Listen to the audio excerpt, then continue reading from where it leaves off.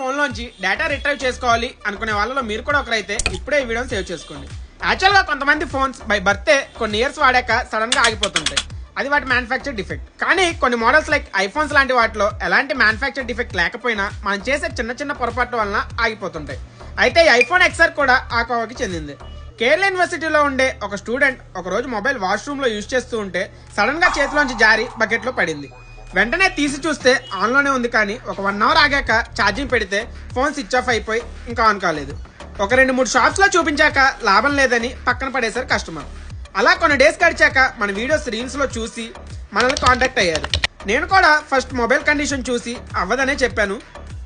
But customer important data ఉందని చెప్పడంతో try చేద్దాం అని చెప్పాను. ఈ బోర్డు వాటర్ లో తడిచాక ఛార్జింగ్ పెట్టడం వల్ల మల్టిపుల్ షార్ట్స్ అయ్యాయి.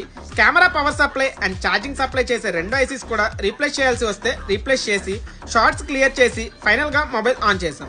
ఆల్సో బ్యాటరీ కూడా డ్యామేజ్ అయితే first quality battery with 6 months వారంటీతో రీప్లేస్ చేసాము.